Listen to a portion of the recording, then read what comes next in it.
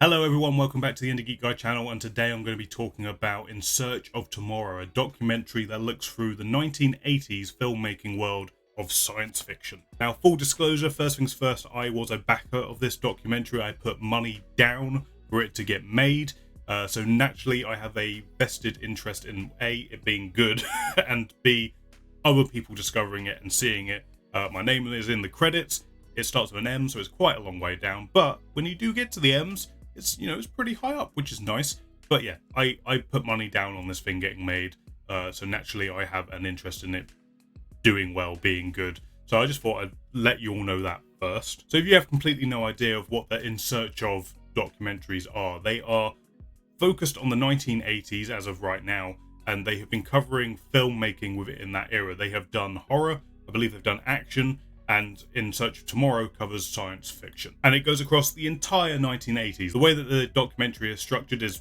really cool and fun, is that it goes through each year as a chapter, essentially, and it picks out some movies from that year, talks about them, has people who were involved in the making of those movies talking about them, has academics, journalists, people who are involved in entertainment media sort of talking about that time and the movie in particular, how it was made, the opinions of people at the time when it came out, all of that good stuff. And then each chapter is kind of bookended with a segment about the 1980s and filmmaking in the 1980s in general. So you might get a segment about music and scoring movies, or you might get a segment about marketing movies at that time, and all of this kind of thing. And that's generally how these documentaries are laid out. They are also very long. So this one clocks in at about 5 hours. And you're probably thinking, how do you sit there for 5 hours watching people talk about movies? When you're someone like me, very easily. Apparently, this comes to me very naturally. I could easily do that. But I will say, when I was watching this, I watched it in one day, but I cut it up into sections. So I watched maybe about an hour and a half, went and did some stuff, then I watched another hour and a half, and then I had another break, and then I watched the rest of it. But I will say, frankly, I probably easily could have watched this in one sitting. Just, give me a drink and some food and I'm good to go. Like, the pace of this thing is really good. Like, it keeps rattling forward. It's always engaging. Like, there's always an interesting story. Easily, those 5 hours could have flown by in one go if I wanted to. Now, in terms of what movies get featured in this whole thing, obviously you get your big hitters. You got your Star Wars, you got your Star Trek, you've got your Aliens. All those kind of movies are here. But I think the documentary does a really good job at trying to find a new avenue to talk about those movies. Because obviously these are movies that have been documented and talked about for years, and it feels like what else can there possibly be to say about these things? And I felt that this documentary did a really good job at trying to tackle these things from a different angle, like going in and talking to someone who might not necessarily have got a big, voice in terms of what their experience was like making these movies, and also getting the input from people that were there at the time, and their experience with the movie was interesting as well. In the case of Star Wars, you have Billy D. Williams talking about it. You also have his son, who was there for Return of the Jedi. He doubled for Lando, and he also played one of Jabba's thugs on the space barge thing. So it was interesting getting to hear his view. And they kind of do that across the board for these big movies. They get people who don't necessarily get to talk about these things as much. They're not in the spotlight as much.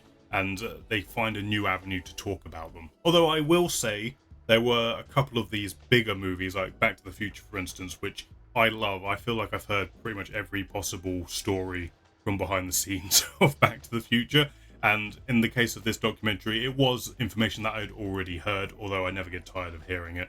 And these people sort of recounting their tales of talking about it. But, there is some of that. If you're into these movies from this era and you're into filmmaking, there are going to be some stories that you have probably heard before. Like I say, I can't stress enough, I feel like this documentary does go out of its way, and it kind of knows that its audience will already know some of this information, so it tries its best to try and find stuff that maybe hasn't been talked about before. Now, the flip side to these big 80s sci-fi blockbusters that we all know, this documentary does a really good job at cherry picking out some really obscure things or forgotten things and giving them just as much time, just as much light as those big movies. Like, there are movies that I saw in this documentary that I've got, I've never heard of this, I'm going to have to go check it out, which I didn't really expect. There were some more obscure movies that I had heard of. I was like, oh my god, they're actually talking about this. That's amazing. But yeah, there are definitely movies that have gone onto my watch list now that, because of this documentary, that are things I'd never even heard of, that I thought, that looks actually really interesting. I want to see that. The other fun thing about this documentary is that they don't just limit the contributors from various movies to the movies that they were involved in, that you actually get them talking about other movies that came out within the decade and other bigger aspects of filmmaking and the decade itself, which I really like. I'm fascinated by hearing what other creatives think of other creatives' work and sort of putting together what they liked about it and all that kind of stuff. As a bit of a tangent, it kind of reminds me of recently, obviously, Doctor Who Classic Series has been putting out these Blu-rays where they have people from other eras of the show talking about eras that they weren't involved in, and it's reminiscent of that. Now, I came to this documentary and I backed it because I wanted to hear interesting people involved in the filmmaking world talk about specific movies. So I was kind of thinking the segments that break up each year and the ends of each chapter, more or less, I'm going to be like, oh, let's get to the movies, just put more movies. I want us to talk about the movies. But actually, those segments are really interesting in their own right and a lot of fun. Like, they cover, like I say, music, they cover marketing, they cover the world of the 1980s at the time and how that pertained to the films that were being made at the time. And really interesting stuff. And again, I loved those segments a lot more than what I thought I was going to. And they were just delivered as insightfully and as much fun as what the movie segments were. But ultimately, this documentary is just a mass celebration of not just the movies of the 1980s, but just the filmmaking process of the 1980s, and obviously revolving that and framing that around science fiction in particular.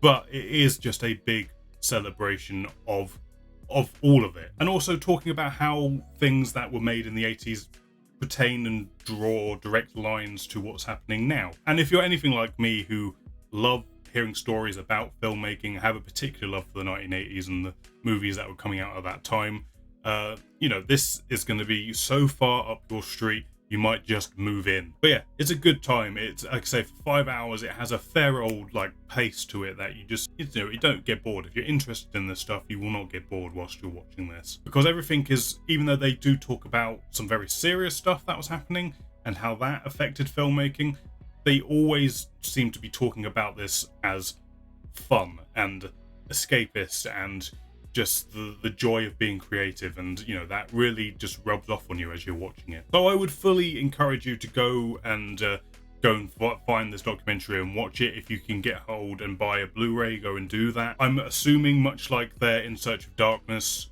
documentaries, at some point they might try and work out a deal to get it streaming somewhere, so keep an eye out for it. I don't know what their plans are for that, but all I can say is if you can watch this documentary, I fully recommend that you go do so, and that you keep an eye on these guys making these documentaries and to help maybe back future ones, because I know I want more of this because I really enjoyed it.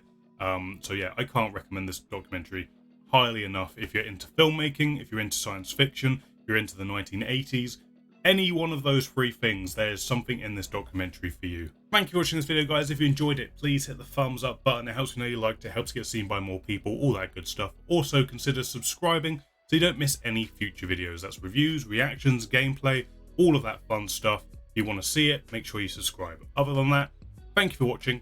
I'll catch you on the next one.